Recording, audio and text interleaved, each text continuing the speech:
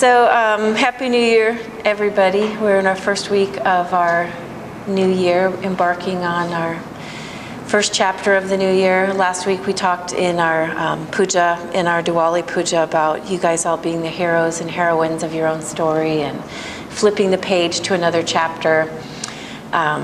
And I want to start this conference by kind of tying that into what we've been studying with the koshas. And last time I talked about the koshas was a couple weeks ago. We looked at the introduction and this idea of Purusha and Prakriti. And I ask you guys to study these two. Tell me, what is Purusha? Earth. It's heaven. The idea of the universal soul. So the sky, heaven. In English, we have two different words for them, but in other languages, heaven and sky are one word. And then you guys will get this one right. Then what's Prakriti? Earth or nature.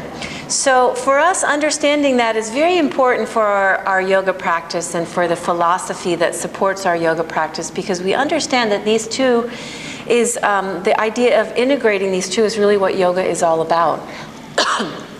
Excuse me. So for us, nature represents our physical body, our asana practice, which is what we're studying this week, Annamaya Kosha, your physical body. We enter yoga in Ashtanga yoga through asana. And then as we move through all of the koshas, the layers of who we are, we come to Purusha, we come to the universal soul, we come to the Atman. And yoga is always trying to integrate those two so we don't live sort of separate. You know, now I'm in my spirit self, now I'm in my emotional self, now I'm in my body self. But we want to always have those two present in all different aspects of our life.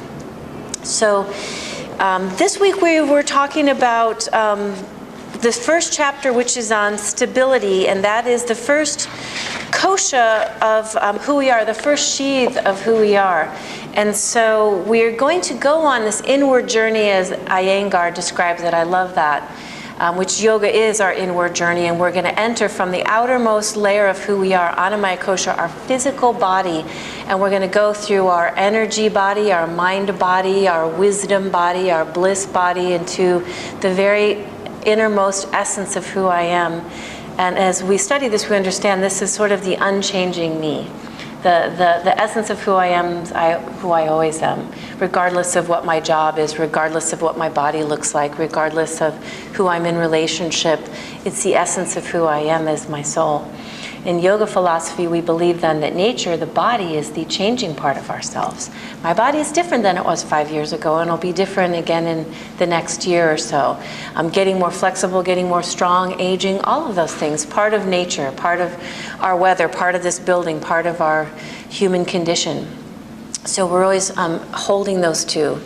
And I wanted to start the idea of studying the koshas and understanding Annamaya Kosha with my own sort of explanation that I give to students, especially when I do cleanses with them, the 3-day juice cleanse, which we'll be doing in January this year, to sort of understand it from this philosophical idea of the avatar. Are you guys familiar with the avatar? These days, most people are familiar with the avatar because of the movie that came out with the blue people, right? But it was really helpful because understanding, actually that movie helps understand the concept. It's a Buddhist and a Hindu concept of the avatar as sort of our vessel. So if I want my Atman, the essence of who I am, to have an experience on this planet in this lifetime, I need a vehicle to have that experience in. So in the movie, they're going to go on this planet, and so there's the blue bodies. If you want to have an experience on that particular planet, you need the blue body. That's the vessel for it. So for us, the avatar, the vessel, is the body that you have. And that's the one we were given for our Atman to have this experience on this planet Earth, which my personal belief is that planet Earth is the learning planet. It's that we're here to move into higher versions of our consciousness, higher versions of who we are, and to learn and to grow. And Iyengar describes it so beautifully as we enter this through the idea of the physical body, it is really, he describes it. I don't have much time to read to you guys this morning from the book, but I hope you join me in reading chapter 1. He describes the body as our laboratory, right? So this is a place where I'm going to have I'm going to house my soul, but I'm also going to have these experiences and move into what he describes as refinement. And as I learn to, in my yoga practice, sort of refine my body and take good care of my body, the other koshas come along and I integrate the other koshas and I start to refine my focus, refine my thinking, refine my chakras, so I'm rising to a higher version of myself. But the cool thing with yoga is we do that through the physical body. We enter through the physical body. So the thing that I want to sort of drive home with this idea of the avatar is that for us in yoga, it's probably, in my opinion, one of the most beautiful things that we can do is for us to have a yoga practice, because it is the one place where we come to our mats and we really do bring it all. You know, the essence of who I am is never separate from my yoga practice. And it's the one place where the moment I start breathing and moving my arms up and down, I come into this inward journey, I come into this inward place where it's all kind of present for me. You know, maybe sometimes in life we do other physical things to take care of our avatars, like I might run or surf or jump over logs with Chris or something. But we do these things to take care of our bodies the same as we do in our yoga practice. But the yoga brings us to this very silent place within ourselves where we are the looking bird, where we're looking at ourselves and being present in a way that gives us the opportunity to move into these other koshas on our mats. And the more that we practice, as Pattabhi Jois would say, just showing up on the mat, just breathing, just being present, the more we're able to integrate our Purusha and our Prakriti out there in our lives. And so we start to do a better job at bringing that presence of who I am, the essence of who I am, into every little corner of my life through this beautiful practice of yoga.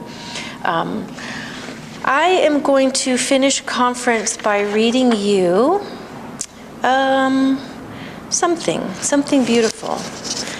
He said that, I have to put my glasses on. The yogi, the body, is a laboratory for life, a field of experimentation and perpetual research. And in India, Guruji named his yoga school the Ashtanga. You guys know the name of Pattabhi Jois's school that Sharad has carried on the tradition in Saraswati? Ashtanga, what? Research? Yes, Ashtanga Research Institute. And we always say, you know, that we love that so much because it insinuates that it is our school, it is our place where we're going to grow, it's our svadhyaya, it's the place where you're going to research yourself.